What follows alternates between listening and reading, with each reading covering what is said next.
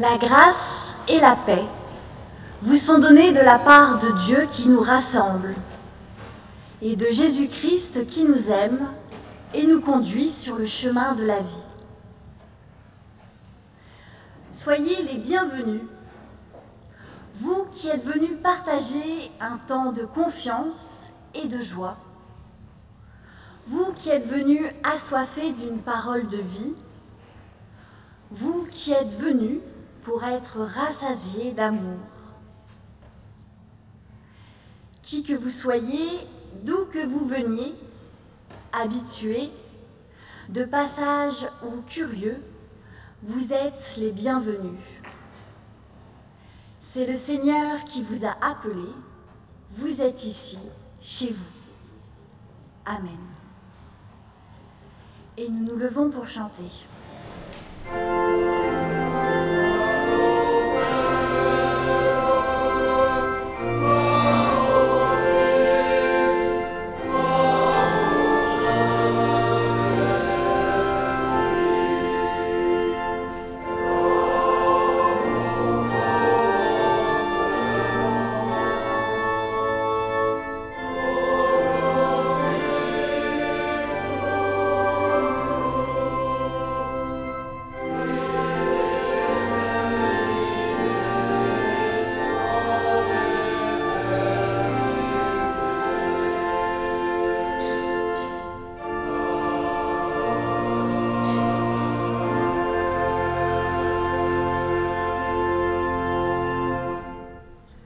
Seigneur, des exigences qui me sollicitent de vivre avec justesse, jamais je n'ai été déçue de te répondre.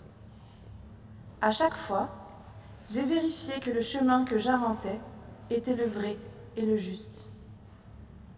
Il m'arrive pourtant d'être sourde à tes appels et je m'égare. Tu me restes cependant à jamais fidèle. Tu ne désertes pas. Tu ne me tiens pas rigueur. Ta présence est assurée envers et contre tout. Puissé-je, au creux de ma conscience, demeurer à l'écoute de ta voix discrète, dont l'inspiration m'ouvre des chemins de vérité. Elle me fait surmonter crises et repliments, m'apprend à tirer profit des malheurs et des échecs. Elle m'instruit sur mes limites et stimule mes possibilités.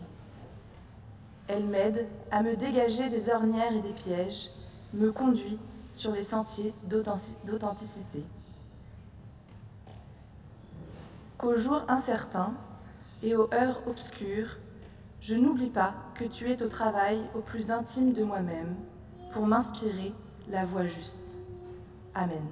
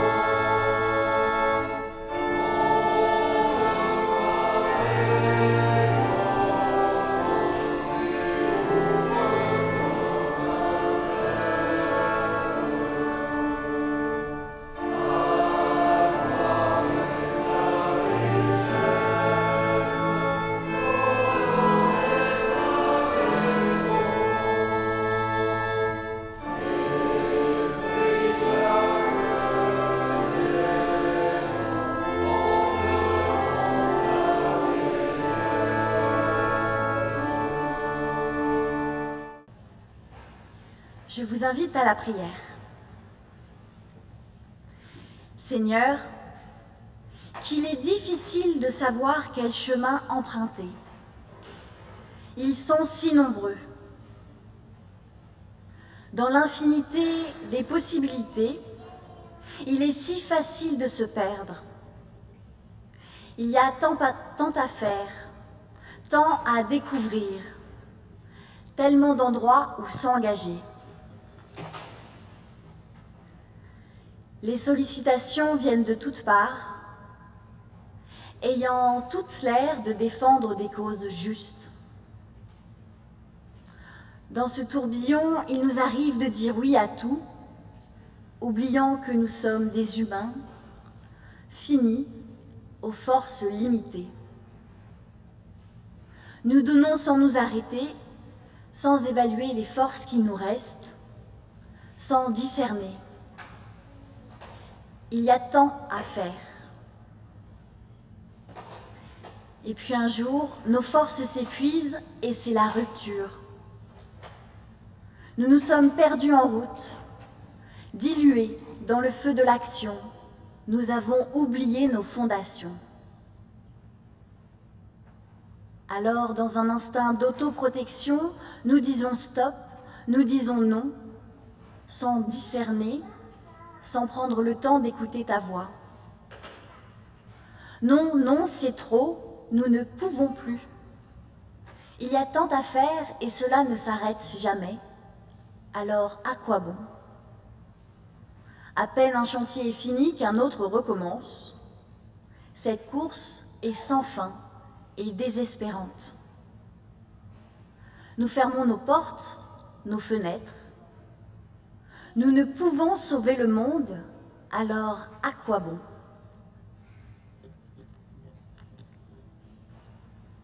Seigneur, qu'il est difficile de savoir quelle route emprunter.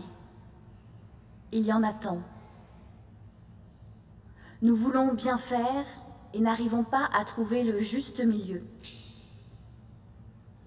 En voulant bien faire, nous t'avons oublié. Oui, c'est bien toi qu'il faudrait consulter à chaque sollicitation. C'est bien toi qui es notre force et nous l'oublions. C'est toi qui nous montres le chemin, un chemin pour chacun de nous, à notre taille, ni trop raide, ni trop plat. Tu es notre fondation, apprends-nous à ne plus l'oublier. Amen.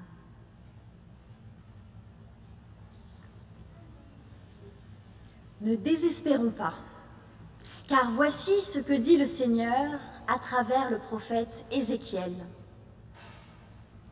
Je vous aspergerai d'une eau pure, et vous serez purs. Je vous purifierai de toutes vos impuretés et de vos idoles. Je vous donnerai un cœur nouveau, et je mettrai en vous un souffle nouveau. J'ôterai de votre chair le cœur de pierre, et je vous donnerai un cœur de chair. Rejetez loin de vous toutes les transgressions que vous avez commises. Faites-vous un cœur nouveau et un souffle nouveau. Pourquoi mourriez-vous, maison d'Israël? Car je ne désire pas la mort de celui qui meurt. Déclaration du Seigneur. Revenez donc et vivez. C'est le Seigneur qui nous purifie, c'est le Seigneur qui nous donne du souffle pour avancer sur le chemin qu'il a choisi pour nous. Prenons le temps de l'écouter. Laissons-le nous transformer. Car dans le bruit du monde, il est le chemin, la vérité et la vie. Amen. Et nous nous levons pour chanter notre reconnaissance.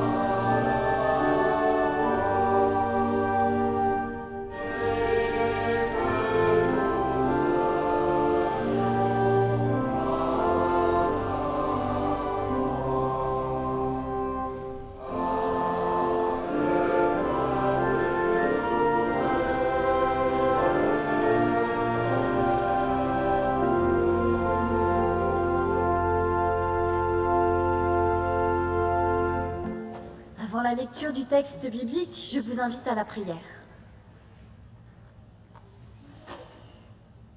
Seigneur notre Dieu, nous voici devant toi ce matin. Nous voici devant toi pour entendre une parole venant de toi. Nous sommes ici pour te faire de la place, pour être à ton écoute. Envoie sur nous ton esprit, afin qu'il ouvre nos oreilles, qu'il ouvre notre cœur et notre bouche. Amen. Nous lisons Ézéchiel au chapitre 13, les versets 1 à 3, puis 6 à 8 et 10 à 16. La parole du Seigneur me parvint. Humain, parle en prophète sur les prophètes d'Israël. Tu diras à ceux qui sont les prophètes de leur propre cœur, écoutez la parole du Seigneur. Ainsi parle le Seigneur Dieu. Quel malheur pour les prophètes fous qui suivent leur propre inspiration, sans avoir rien vu. Leurs visions sont illusoires et leurs divinations mensongères. Ils disent « Déclaration du Seigneur ». Or, le Seigneur ne les a pas envoyés, mais ils attendent que leurs paroles se réalisent. Les visions que vous avez ne sont-elles pas illusoires, et les divinations que vous prononcez ne sont-elles pas mensongères? Vous dites « Déclaration du Seigneur », or, je n'ai pas parlé. À cause de cela, ainsi parle le Seigneur Dieu. Puisque votre parole n'est qu'illusion, et que vos visions ne sont que mensonges, je m'oppose à vous. Déclaration du Seigneur. Ainsi, puisqu'ils égarent mon peuple en disant « Tout ira bien », quand rien ne va, mon peuple bâtit un mur, et eux l'enduisent de badigeons. Dis à ceux qui l'enduisent de badigeons, il tombera. Une pluie torrentielle arrive. Vous, grelons, vous tomberez, et un vent des tempêtes fera tout éclater. Une fois le mur tombé, ne vous dira-t-on pas « Où est l'enduit dont vous l'avez couvert ?» À cause de cela, ainsi parle le Seigneur Dieu. Dans ma fureur, je ferai éclater un vent des tempêtes. Dans ma colère, une pluie torrentielle arrivera, et des grelons tomberont avec fureur pour exterminer. Je raserai le mur que vous avez enduit de badigeons. Je le ferai tomber à terre, et ses fondations seront mises à découvert. Elles s'écrouleront. Vous disparaîtrez au milieu d'elles, et ainsi vous saurez que je suis le Seigneur. J'irai jusqu'au bout de ma fureur contre le mur et contre ceux qui l'ont enduit de badigeons. Je vous dirai, plus de mur, plus aucun de ceux qui l'enduisaient. Des prophètes d'Israël qui parlaient au sujet de Jérusalem et qui, par leur vision, lui annonçaient que tout irait bien, alors que rien n'allait. Déclaration du Seigneur Dieu.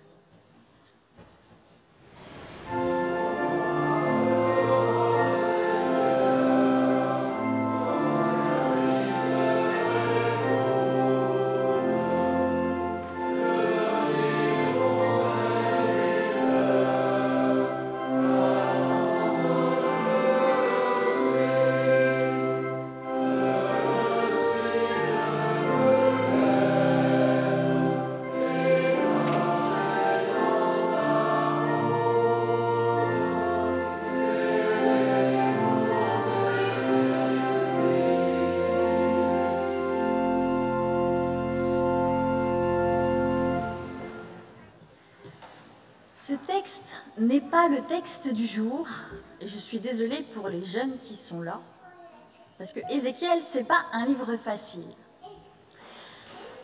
Dans les propositions des textes du jour, il y avait un extrait d'Ézéchiel, et je me suis rappelé que ça faisait longtemps que je ne l'avais pas lu, donc j'ai tout repris à zéro. Et c'est vraiment pas un livre facile. Il y a plein de visions, d'avertissements. Il s'adresse à un peuple, au peuple d'Israël exilé à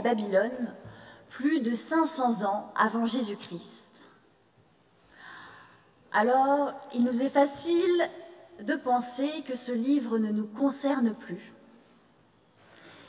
Et pourtant, il y a des passages qui valent vraiment la peine qu'on s'y arrête un instant. Je crois que ce chapitre 13 en fait partie. Dans ce passage, c'est Dieu qui parle. Il demande à Ézéchiel de dénoncer l'hypocrisie de certaines personnes qui se disent prophètes du Seigneur alors qu'ils ne le sont pas. Ces personnes sont décrites comme étant prophètes de leur propre cœur. Ils tentent de rassurer la population en disant « tout va bien » à un moment où le peuple est au plus bas. Déporté dans un pays étranger, vaincu militairement, Israël est sous domination babylonienne. C'est une période de grands changements, de perte de repères, où plus rien ne sera comme avant. Dans ce tournant de l'histoire, les prophètes de leur propre cœur cachent la poussière sous le tapis, tandis qu'Ézéchiel cherche à la mettre en lumière. Aujourd'hui, je vous propose que l'on s'arrête sur ces deux types de prophètes. Dans la Bible, la mission du prophète, c'est d'être à l'écoute de la parole de Dieu pour pouvoir ensuite la transmettre. Souvent, il s'agit d'avertissement, de mise en garde, quelque chose qui dit « Attention, si vous continuez dans cette voie, si vous continuez à vivre de cette façon, voilà ce qui va se passer. Et ce ne sera pas joli. Donc, changez votre manière de penser, changez votre manière de vivre. Laissez-moi changer votre cœur afin que cela n'arrive pas. » L'objectif de la prophétie, c'est qu'elle ne se réalise pas. La mission du prophète n'est pas plaisante, car annoncer une mauvaise nouvelle qui pourrait arriver ou qui est déjà là, c'est prendre le risque de se faire rejeter. La mission du prophète n'est pas plaisante, car le prophète n'a pas demandé à être prophète. Pensez à Moïse, pensez à Jérémie, à Jonas. On ne cherche pas à devenir prophète. C'est Dieu qui appelle la personne, perturbant au passage tous ses projets de vie, le faisant sortir de sa zone de confort. Sauf que là, les prophètes de leur propre cœur n'écoutent pas le Seigneur, mais leur propre intelligence. Dans le Premier Testament, le cœur représente le siège de l'intelligence. Nous avons donc des prophètes qui s'appuient sur leur réflexion humaine et en opposition Ézéchiel. Ézéchiel est un prénom qui peut se traduire par force de Dieu, où Dieu donne la force. La force d'Ézéchiel, c'est le Seigneur. Celle des faux prophètes, c'est leur raison. Et ces deux points de départ, radicalement différents, donnent des fruits différents. Ézéchiel est écrit dans un autre passage de son livre comme étant un guetteur. Un guetteur attentif, qui observe et qui écoute le bruit du monde et la voix de Dieu. Tandis que les faux prophètes fous, ont fait le choix de s'écouter eux-mêmes plutôt que Dieu. Et le texte ne nous donne pas la raison. Peut-être qu'ils agissent avec de bonnes intentions. Peut-être qu'ils veulent donner du courage au peuple. Peut-être qu'ils s'illusionnent eux-mêmes, préférant mettre la tête dans le sable plutôt que de regarder la réalité en face. Tout va mal, et on ne voit pas comment sortir de cette impasse. Ou peut-être qu'ils sont calculateurs et qu'ils savent que les gens préfèrent qu'on leur dise des paroles rassurantes, qu'on leur dise ce qu'ils ont envie d'entendre, même s'il s'agit d'un mensonge. Mais peu importe la raison, nous dit le Seigneur à travers Ézéchiel. Puisque vous avez choisi d'écouter ce qui vous arrange, puisque vous mentez en affirmant que c'est moi, le Seigneur qui vous ai parlé, alors je m'oppose à vous. Je trouve qu'il y a un parallèle à faire avec le prophète Ésaïe, qui dit « Mes pensées ne sont pas vos pensées et mes voix ne sont pas vos voix. » Ou encore avec Jésus qui dit « On ne peut servir deux maîtres à la fois. » Nous sommes invités à choisir nos fondations. Ézéchiel a choisi d'écouter Dieu et les prophètes fous d'écouter leur cœur. Or, nous l'avons entendu tout à l'heure, sans le Seigneur, nos cœurs sont de pierre, hermétiques, calculateurs. Si notre fondation n'est pas le Seigneur, si nous pensons pouvoir nous en sortir par notre propre force, alors nous ne ferons rien de bon, même si nos intentions sont louables. C'est l'orgueil des prophètes qui est dénoncé dans ce texte. Prophètes qui se sont auto-désignés comme tels, sans légitimité, sans être appelés par Dieu. C'est leur orgueil qui les empêche d'écouter. Humains, écoutez la parole du Seigneur. Les prophètes semblent avoir oublié qu'ils ne sont que des êtres humains et qu'il y a un Dieu au-dessus d'eux. En parlant à la place de Dieu, ils se font Dieu sur le peuple. Sauf que eux n'ont pas la capacité de faire toutes choses nouvelles, alors ils bricolent. Un mur s'effondre, ils mettent un coup de peinture dessus pour cacher les fissures. Tout va bien, disent-ils. Alors, pour montrer au grand jour la réalité des choses, le Seigneur envoie le vent et la grêle. Et la peinture qui cache la misère tombe. Le mur est découvert, les fondations deviennent visibles, puis s'écroulent.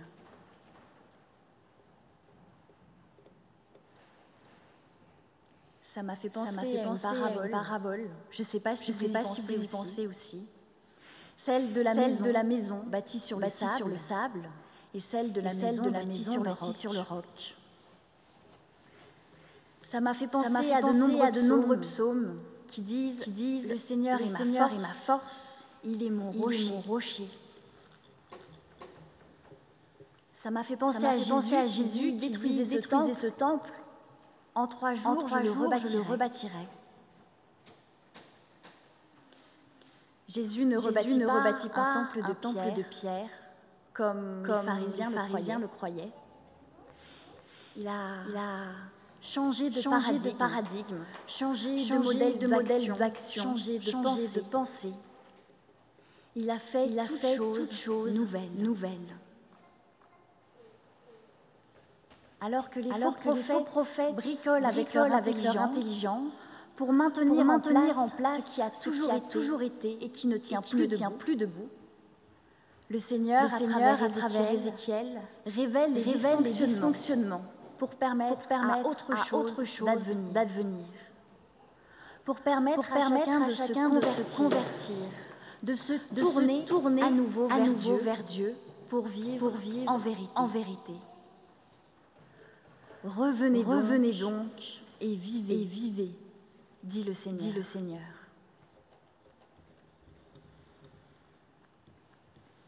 Peut-être que vous pensez que ce discours est bon pour les politiques, pour les gouvernements, qui ne s'adressent pas forcément à nous. Mais en le travaillant, il m'est venu des questions personnelles qui me concernaient moi. Je vous les propose ce matin pour que vous puissiez en choisir deux et repartir avec pour votre semaine. Sur quelle base ai-je construit ma vie? Ai-je construit ma vie enracinée en Dieu?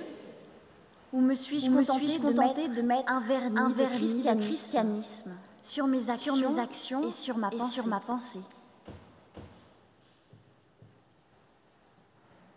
Lorsque rien ne va, vers quoi est-ce que je me tourne instinctivement? Vers Dieu ou vers ma raison? Quel rapport est-ce que j'entretiens avec Dieu? Est-ce que j'agis comme un serviteur obéissant, rempli d'amour et d'espérance, ou comme un prophète de mon propre cœur, qui dit ce qui m'arrange, en prétendant parler pour Dieu? Suis-je capable de voir, d'admettre, quand ça ne va pas dans ma vie, dans mon église, dans mon pays, dans le monde? Ou est-ce que je ferme les yeux et que je me répète tout va bien? Suis-je en capacité de reconnaître que je n'ai pas écouté la voix de Dieu, qui me disait qu'une autre voie était possible, même si elle paraît insensée? À quoi suis-je appelé? Vers qui suis-je envoyé? Ai-je suffisamment confiance en Dieu pour le laisser détruire ce qui ne fait plus sens et reconstruire quelque chose de nouveau?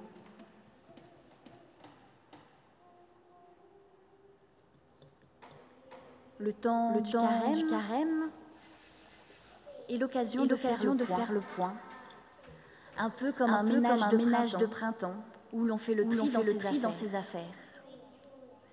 Qu'est-ce qui est toujours utile? Qu'est-ce qui ne l'est plus? J'espère que ces questions vous apporteront de quoi faire le tri. Et je termine par cette citation d'Ézéchiel. Je vous aspergerai d'une eau pure, et vous serez purs. Je vous purifierai de toutes vos impuretés et de toutes vos idoles. Je vous donnerai un cœur nouveau et je mettrai en vous un souffle nouveau. J'ôterai de votre chair le cœur de pierre et je vous donnerai un cœur de chair. Revenez donc et vivez. Amen.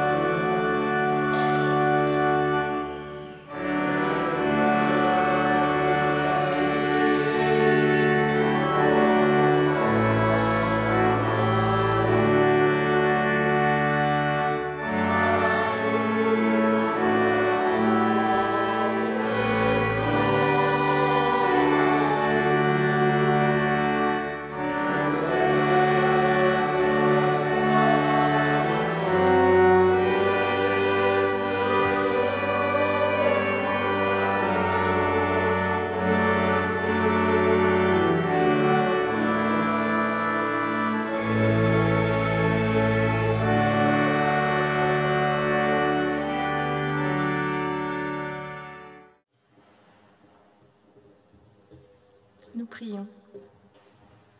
Seigneur, qu'il est difficile de savoir qui te confier dans la prière. Tant de personnes ont besoin de toi.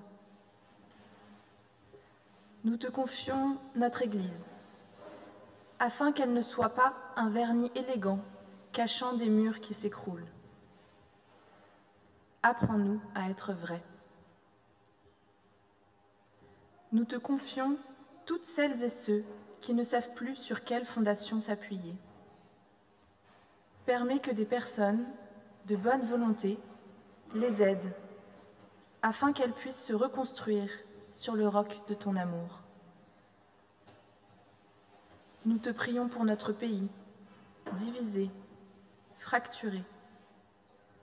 Envoie des prophètes qui savent t'écouter et transmettre ta parole, afin de bâtir une société juste, où chaque individu serait aimé et respecté. Nous te prions pour notre planète, surexploitée, à bout de souffle. Que ton esprit soit sur chaque habitant et chaque habitante de la Terre. Guide leurs pas et leur cœur, afin que nous trouvions à notre niveau des solutions concrètes pour vivre en harmonie avec le reste de ta création. Seigneur, qu'il est difficile de savoir qui te confier dans la prière. Tant de personnes ont besoin de toi. Nous déposons devant toi toutes nos inquiétudes et nos préoccupations. Et malgré nos doutes, nous continuons d'affirmer que tu es le maître du monde, que tu agis dans le quotidien de nos vies, pour le bonheur et la vie. Amen. Et je vous invite à vous lever pour l'envoi et la bénédiction.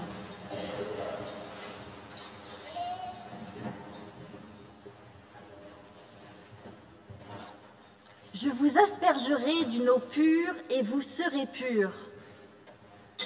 Je vous purifierai de toutes vos impuretés et de toutes vos idoles. Je vous donnerai un cœur nouveau et je mettrai en vous un souffle nouveau. J'ôterai de votre chair le cœur de pierre et je vous donnerai un cœur de chair.